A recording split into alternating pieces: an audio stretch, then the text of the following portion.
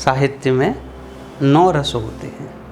हास्य है, करुण है, बीभत्स है, भयानक है, अद्भुत है, रौद्र है, ये सब 9 रस हैं। परंतु भक्ति को भी रस रूप में, शास्त्रीय रूप में स्थापित करने का काम यह रूप गोस्वामी ने 2 ग्रंथों के माध्यम से किया। पहला भक्ति रसामृत सिंधु और उसका परिशिष्ट ग्रंथ है उज्ज्वल नीलमणि।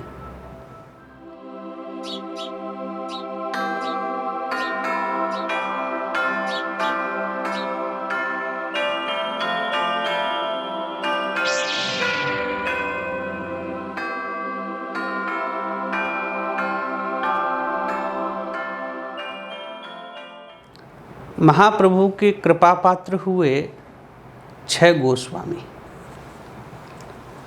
जो विशेष, वह 6 गोस्वामी इसलिए विशेष कृपा पात्र कहे गए कि महाप्रभु ने उनको नीलांचल अपने पास नहीं रखा और उनको ब्रज में भेजा है। अनंत कोटि, असंख्य गौर भक्त वृंद हैं। महाप्रभु के परिकर की कोई सीमा नहीं है, कोई संख्या नहीं है, अनंत है। उस अनंत में से उन्होंने 6 गोस्वामियों का, 6 भक्तों का चयन किया और वह ब्रज में उनको कार्य के लिए भेजा, एक विशेष कार्य के लिए। विशेष कार्य क्या है?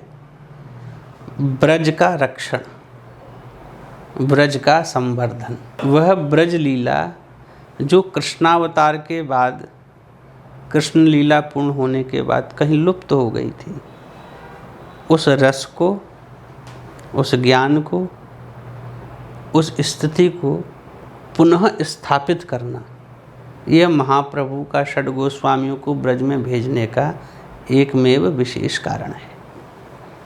तो जो 6 गोस्वामी यहाँ पधारे हैं, उनमें श्री रूप गोस्वामी, श्री सनातन गोस्वामी, श्री जीव गोस्वामी, श्री गोपाल भट्ट गोस्वामी, श्री रघुनाथ दास गोस्वामी और श्री रघुनाथ भट्ट गोस्वामी, ये महाप्रभु के कृपा पात्र 6 गोस्वामी यहाँ ब्रज में आए। इसके अतिरिक्त, ये तो 6 प्रमुख हैं, इनके अतिरिक्त श्री भूगर्भ गोस्वामी, श्री लोकनाथ गोस्वामी, मधु पंडित एवं श्री नारायण भट्ट जी, ये भी उस काल में, जिसमें कि लोकनाथ गोस्वामी, भूगर्भ गोस्वामी और मधु पंडित ये महाप्रभु परिकर में ही हैं। नारायण भट्ट जी का भी महाप्रभु परिकर में एक प्रेम है, भाव है, और ये लोग भी उसी समय पर ब्रज में पधारे हैं। जिसमें कि लोकनाथ और भूगर्भ जो हैं, ये 6 गोस्वामियों के पहले ही, महाप्रभु के समकाल में ही, लगभग समकाल में ब्रज में आ चुके थे। 6 गोस्वामी काल से पहले ये दोनों ब्रज में आ गए थे और महाप्रभु का जो कार्य था वो लगभग उसका सूत्ररूप प्रारंभ हो चुका था। वह 6 गोस्वामियों के आने से और विशेष रूप से गति को उसने पकड़ा। वो 6 गोस्वामियों ने यहाँ पर एक, कहा जाए तो एक भक्ति विद्यालय के रूप में की स्थापना के रूप में उन्होंने एक कार्य किया कि ब्रज में कोई भी आए भक्त श्रद्धालु तो वो भक्ति का पाठ कैसे पढ़ेंगे। तो उसके लिए समझ लीजिए कि 6 प्रोफेसर जो हैं महाप्रभु ने यहाँ भेजे। उन्होंने पाठ्यक्रम भी उसका बनाया। श्री रूप गोस्वामी ने जहाँ भक्ति रसामृत सिंधु और उज्ज्वल नीलमणि, जहाँ भक्ति को दशम रस के रूप में आपने स्थापित किया। रूप गोस्वामी से पहले साहित्य में 9 रस थे, यही पढ़ाया जाता था। साहित्य में 9 रस होते हैं। हास्य है, करुण है, बीभत्स है, भयानक है, अद्भुत है, रौद्र है, ये सब 9 रस हैं।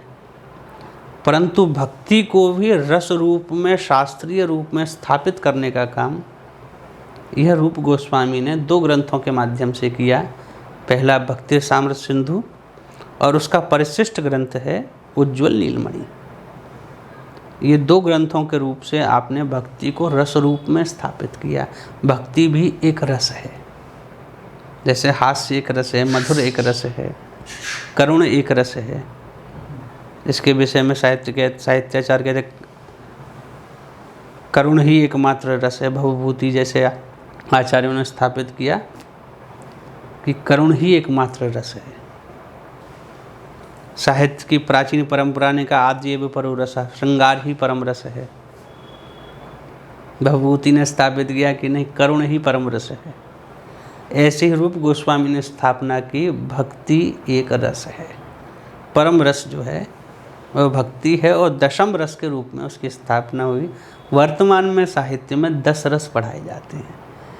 ये 10वां रस स्थापना करना, यह रूप गोस्वामी का एक विशेष कार्य रहा।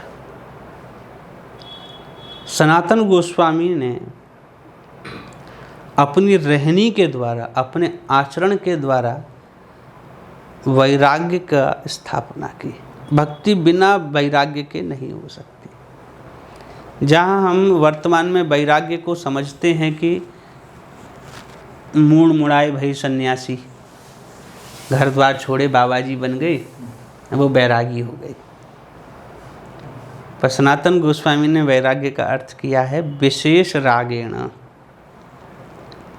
जिसके अंदर विशेष राग हो उसी को वैराग्य कहेंगे। और वह विशेष राग ये है, उस विशेष राग की स्थापना रूप गोस्वामी करते हैं। अन्याभिलाषिता शून्यम ज्ञान कर्माद्यनाव्रतम आनुकूल्यन कृष्णानुशीलनम स भक्ति उत्तमा। कि भक्ति, वो वैराग्य जो विशेष राग जो है वह क्या है कि अपने अंदर किसी भी प्रकार की अभिलाषा नहीं रहे। अन्याभिलाषिता शून्यम, कोई भी अन्य अभिलाषा ना रहे। अन्य का अर्थ हो गया कि एक पक्ष है, उसके अलावा। तो वह पक्ष क्या है? आनुकूल्यन कृष्णानुशीलनम, कृष्ण के अनुकूल होकर के, अपने इष्ट के अनुकूल होकर के उनका अनुशीलन अर्थात उनकी प्रेममयी सेवा। इसके अतिरिक्त जीव के मन में, भक्त के मन में कोई और अभिलाषा ना हो। अन्याभिलाषिता शून्यम ज्ञान कर्माद्यना व्रतम, जिसमें ज्ञान और कर्म ये दोनों मार्गों की प्राधान्यता ना हो। कि जो ज्ञानी है वह कहीं ज्ञान के जंजाल में फंसा रह जाएगा, वह उस प्रेम को प्राप्त नहीं कर पाएगा, उसको कहीं ना कहीं ज्ञान का अहंकार ले डूबेगा। और जो कर्मी है, जो कर्म मार्ग पे चल रहा है, वह कहीं अपनी मर्यादा का उल्लंघन नहीं कर पाएगा, कर्म से बाहर नहीं जा पाएगा। जो उसकी नियम मर्यादाएं, जो उसने अपनी बाउंड्री सेट की है, उससे आगे की बात नहीं सोच सकता। ज्ञानी ज्ञान से आगे की नहीं सोच सकता। तो एक समय पर आके दोनों की स्थिति कूप मंडूक जैसी हो जाती है, कुएं के मेढक जैसे कि हमारा क्षेत्र क्या बोली यही है, इससे आगे की हम नहीं सोच सकते। प्रेमी जो है वह, उसकी स्थिति कूप मंडूक की नहीं है। वह किसी भी प्रकार की परंपराओं मर्यादाओं को सेवा के लिए, प्रेम के लिए उल्लंघन करने में क्षण मात्र भी देर नहीं लगाएगा। परमानंद दास जी का एक पद है इस विषय में, कौन रस गोपिन लीनो घूंट, मदन गोपाल निकट कर पायो प्रेम काम की लूट, निरख स्वरूप नंद नंदन को लोक लाज गई छूट, परमानंद वेद मार्ग की मर्यादा गई टूट, कौन रस गोपिन लीनो। तो जहाँ वेद मार्ग की मर्यादा भी टूट जाए,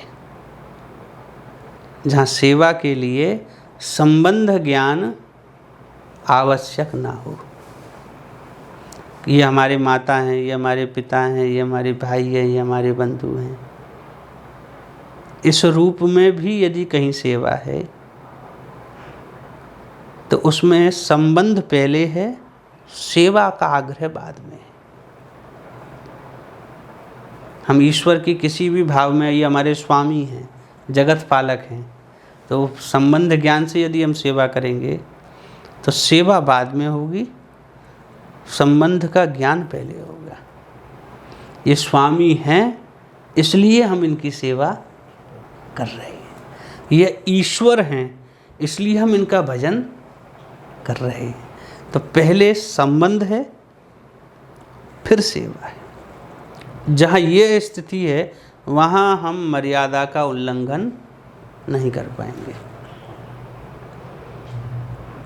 और जहाँ सेवा पहले है, संबंध बाद में है, वहाँ मर्यादा का उल्लंघन करने के लिए, संबंध को भी परे हटने के लिए और ज्ञान को दूर करने के लिए हमको तनिक सी भी देर नहीं लगेगी।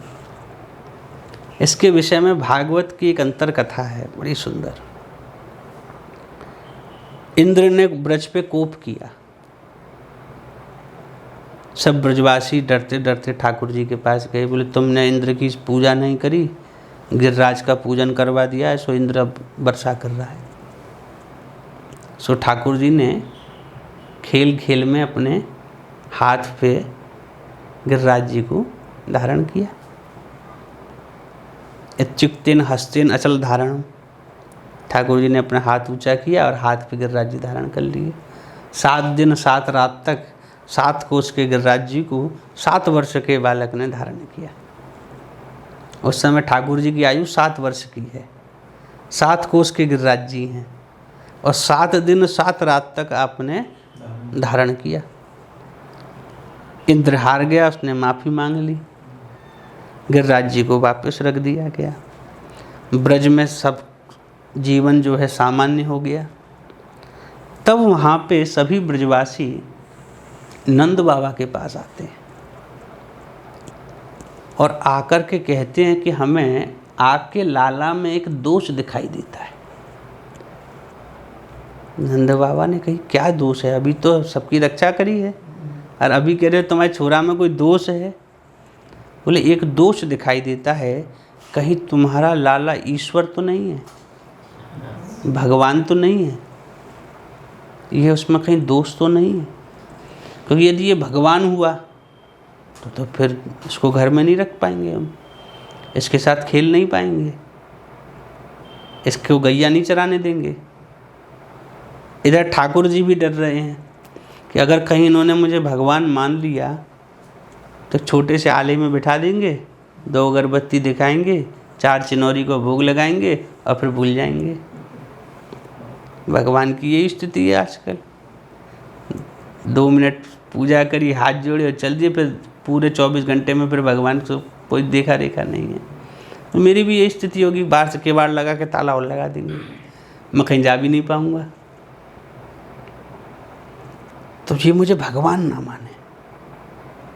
तो नंद बाबा ने कही कि नहीं नहीं, मेरा लाला भगवान नहीं है, नारायण समो गुण ही। गर्गाचार्य जी ने जब इनकी कुंडली लिखी थी तब कहा नारायण के गुण के समान है। जैसे कोई में भैरव जी आ जाएं, कोई में हनुमान जी आ जाएं, कोई में काली मैया आ जाए, ऐसे ही जब जब हम पे कुछ संकट आते हैं, ब्रजवासियों पे कोई संकट आता है तो इनके शरीर में नारायण घुस जाते हैं। जैसे कोई के शरीर में काली आ जाए, देवी आ जाए, भैरव जी आ जाते हैं, पितृ आ जाते हैं, तो ऐसे ही नारायण समोगुण ही नारायण इनके अंदर प्रवेश कर जाते हैं। और जब लीला हो जाती है नारायण चले जाते हैं। लाला हमारा विशुद्ध लाला है। तो जहाँ ईश्वर भाव नहीं है, जहाँ ज्ञान नहीं है, उसका ऐश्वर्य भी नहीं है, जहाँ केवल सहजता है, उस सहज प्रेम को प्राप्त करना यह जीव का परम कर्तव्य है। ईश्वर से प्रेम, ठाकुर से प्रेम, उसकी ठकुराई को देख के नहीं, उसके ऐश्वर्य, उसके ज्ञान, उसकी महिमा से युक्त होके नहीं। ईश्वर और जीव का तो सहज संबंध है, जिसको वेद में उपनिषद में कहते हैं द्वा सुपर्णा सोय जस सुखाया। एक डाल पर बैठे दो पंछी हैं। तो जीव और ईश्वर का ऐसे ही मिलन हो, ऐसा ही प्रेम हो। उसमें कोई संबंध ज्ञान की आवश्यकता, कहीं ऐश्वर्य ज्ञान की आवश्यकता ना हो। तो अन्याभिलाषिता शून्यम ज्ञान कर्माद्यना वृतम। उद्धव जैसा ज्ञानी भी गोपियों की वंदना करते हुए कहते हैं या दुस्तजन स्वजन आर्य पथम च हित्वा भेजैर मुकुंद पदवीं श्रुतिभिर्विमज्ञान आसाम अहो चरण रेणुजुषामहं श्याम वृंदावने किमपि गुल्मलत औषधीनाम। मैं उन गोपियों की चरण रज प्राप्त करना चाहता हूँ, और वो प्राप्त करने के लिए सहजता में उन गोपियों की चरण रज मिल जाए, इसलिए मुझे भगवान कृपा करके अगले जन्म में वृंदावन में कोई घास का तिनका, कोई पौधा, कोई औषधि बना देना, कोई पेड़ बना देना। मुझे मनुष्य शरीर नहीं चाहिए।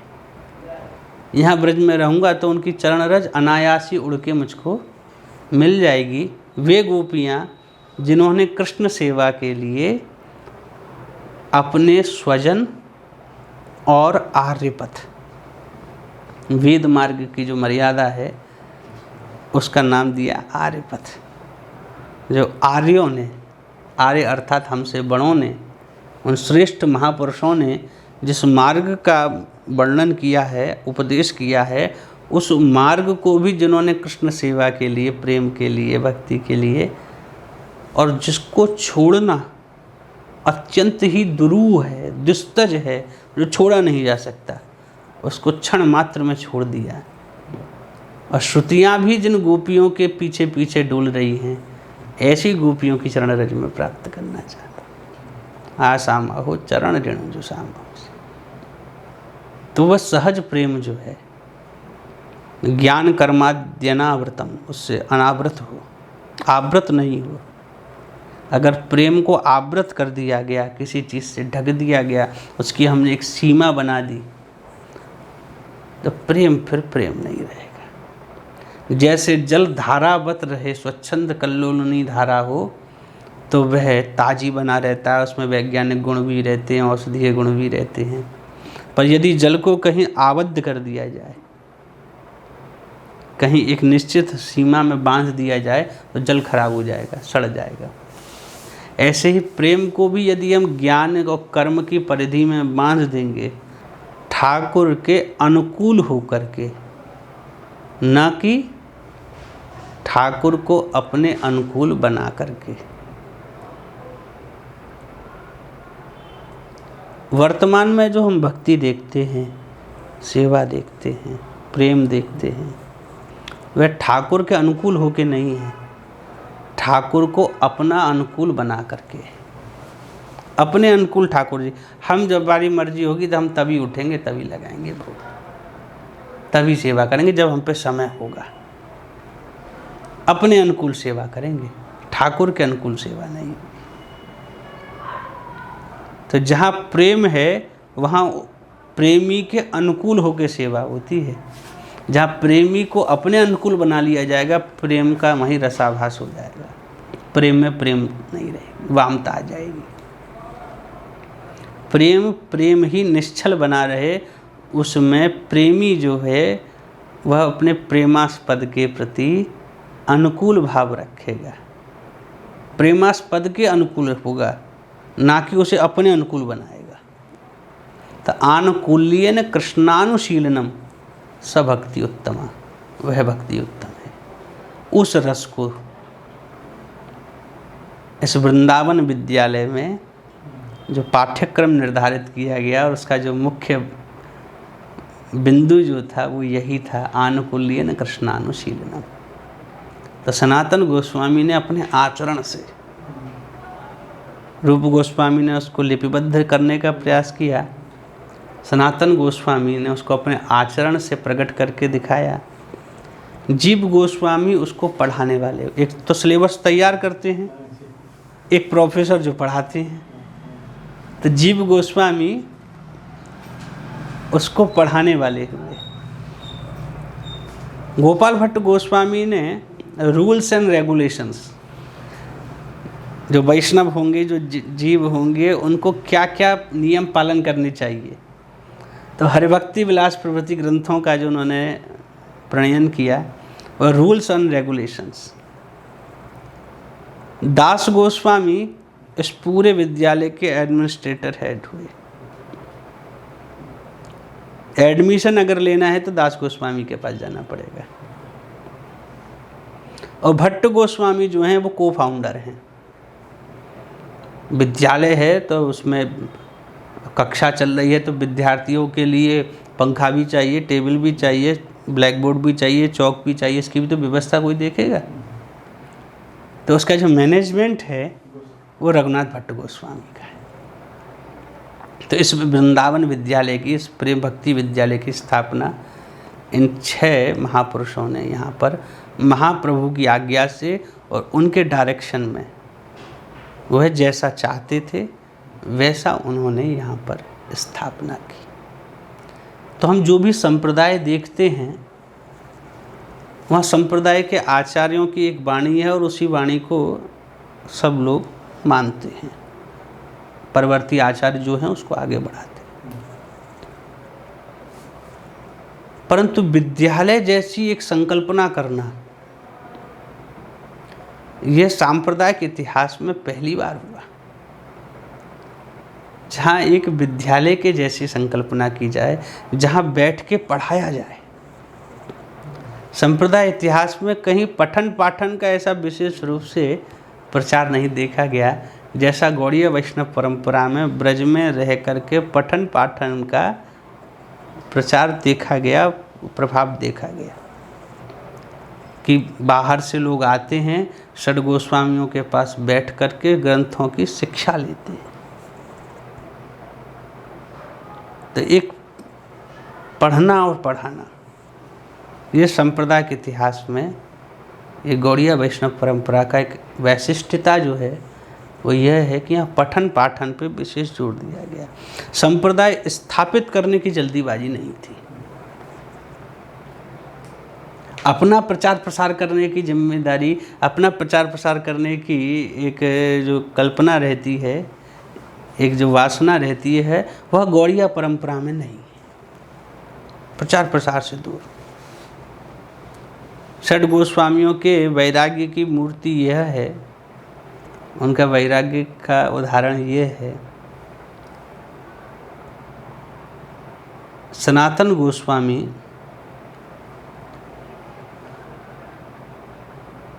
द्वादश आदित्य टीला पर बैठे हैं, भजन कर रहे हैं, और जिसका भजन कर रहे हैं, जिसका स्मरण कर रहे हैं, जिसकी लीला गान कर रहे हैं, जिसके नाम रूप गुण का स्मरण कर रहे हैं, वह मदन मोहन साक्षात उनके पास बैठे हुए हैं, उनसे खेल रहे हैं। कभी उनकी पीठ पे चढ़ जाते हैं, कभी उनके आचमन पात्र लेके भाग जाते हैं, कभी करुआ लेके भाग गए, उन्हीं के साथ खेल रहे हैं। विग्रह चलायमान है, उन्हीं के संग खेल रहा है।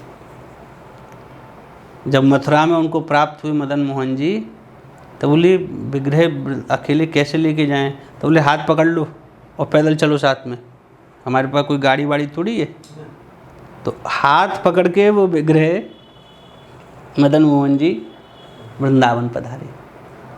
तो ऐसी मूर्ति जिनके संग ईश्वर साक्षात जो है खेल रहा है। सनातन गोस्वामी का भजन पूरा हुआ, उन्होंने भिक्षा की जो मधुकरी में जो अन्न मिला उसका जो उन्होंने 4 टिक्कर बनाए और मदन मोहन जी के आगे रख दिए। महाराज भोग लगाओ। मदन मोहन जी खेलते हुए आए, एक टिक्कर उठाया और जैसे ही पाया तो बोले, अरे बाबा जा में नॉन ना है, नमक नहीं है, कम से कम नमक तो धर दिया कर रोटी के संग। और सूखी रोटी खवावे को गले के नीचे कैसे उतरेगी? ना जा में घी है, ना नॉन है, कछु नहीं है, ना सब्जी है, ऐसी सूखी रोटी दे दी। अब कैसे उतरे? कम से कम गले में नॉन तो दे, नमक तो हो, कम से कम चबा चबा के बाद नीचे तो उतार ले। कैसे सूखी रोटी दे रहा है? बोले अगर नॉन चाहिए तो खुद व्यवस्था कर लो। हम यहाँ भजन करने आए हैं, तुम्हारे नॉन तेल की व्यवस्था करने नहीं आए, अपना करो व्यवस्था।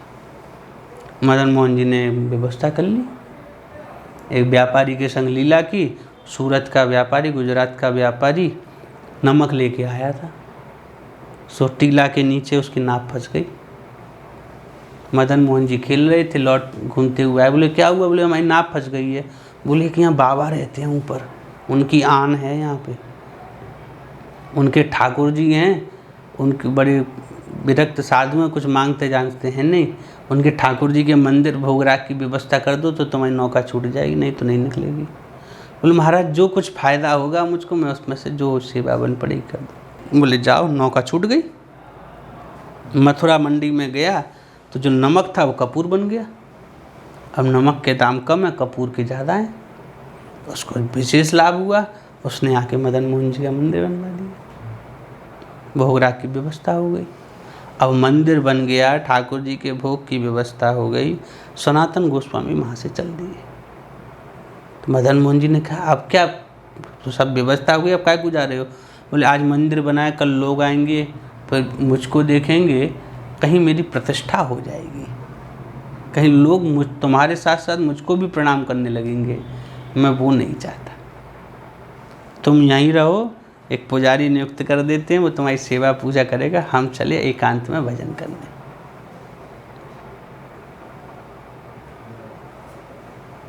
आज तक मदन मोहन जी सूखी बाटी पाते हैं बिना नमक की। बोले नमक तो मैं बाबा के हाथ से ही लूँगा। आज धन वैभव है करौली में, आप राजा के घर में बैठे हुए हैं, कोई कमी नहीं है, आज भी बिना नमक की रोटी खाते हैं। नमक तो सनातन के हाथ से ही लेना है। सनातन चले गए। वैराग्य, फंसना नहीं है, प्रतिष्ठा के लोभ में नहीं फंसना, अपने पूजन अपने सम्मान के लोभ में नहीं फंसना। तो जो संप्रदाय के प्रचार प्रसार और प्रतिष्ठा का विषय उन आचार्यों के कल्पना में नहीं था, केवल प्रेम और भजन, यह कैसे पढ़ाया जाए, यह जीवों को कैसे दिया जाए, यह उनका कार्य क्षेत्र था। अपनी प्रतिष्ठा, अपना प्रचार प्रसार, संप्रदाय का प्रचार प्रसार, ऐसा नहीं। संप्रदाय जैसी कोई बात ही नहीं थी उस समय तक। गौड़िया संप्रदाय का आधारशिला रखी गई जब वृंदावन पे आक्रमण हुए। गोविंद देव जी यहाँ से जयपुर पधारे हैं और जयपुर नरेश की राज्यसभा में बलदेव विद्याभूषण ने, षडगोस्वामी काल के बाद में बलदेव विद्याभूषण ने गोविंद भाष्य वहाँ प्रस्तुत किया है और तब संप्रदाय की मान्यता प्राप्त हुई है। लगभग 100-125 वर्षों का बाद, षडगोस्वामी काल के। तो उन आचार्यों के मन में संप्रदायगत ऐसा कोई प्रचार प्रसार करने के मन में नहीं था। यह भी गौड़ियाओं की एक विशिष्टता है। जहाँ हम अन्य संप्रदायों के ऊपर देखेंगे तो जहाँ आचार्य हुए, उन्होंने समय से ही आज परवर्ती आचार्यों ने और मूल आचार्य ने संप्रदाय का प्रचार प्रसार किया। पर गौड़िया परंपरा में षडगोस्वामी काल और उनके परवर्ती काल में भी संप्रदाय जैसी एक सीमित भावना वह उनकी कल्पना में नहीं थी। जीवेर स्वरूप है नित्य कृष्णदास। प्रत्येक जीव जो है वो ठाकुर जी का सेवक है, उनका अंशी है। तो इसमें कोई एक सीमित दायरा नहीं। जो ग्रंथ लिखे गए, ये गौड़ियाओं की जो वैशिष्टता है, गौड़ीय संप्रदाय की जो ग्रंथ लिखे गए, वह किसी एक संप्रदाय, एक सीमा, एक निश्चित अवधि के लिए नहीं लिखे गए। हरि भक्ति विलास जहाँ वैष्णवों के नियमों का उल्लेख करता है, वह केवल गौड़ीय संप्रदाय के वैष्णवों के नियम के लिए नहीं है, वह वैष्णव मात्र के लिए है। आप चाहे किसी भी संप्रदाय, किसी भी परंपरा, किसी भी मर्यादा को मानते हो, नियम सबके सार्वजनिक है, सार्वत्रिक नियमों का पालन किया। भक्ति सामर्थ्य सिंधु केवल एक विचारधारा, एक परंपरा, एक संप्रदाय के लिए नहीं है, सभी के लिए है, ओपन फॉर ऑल। यह गौड़िया आचार्यों की एक वैशिष्टता रही, वो एक सीमा में आबद्ध नहीं रहे। उनका जो भी कार्य क्षेत्र रहा, उन्होंने जो भी कुछ लिखा, उन्होंने जो भी उपदेश किया, जो भी मर्यादाएं स्थापित की, वह केवल एक के लिए नहीं है, वह सभी के लिए।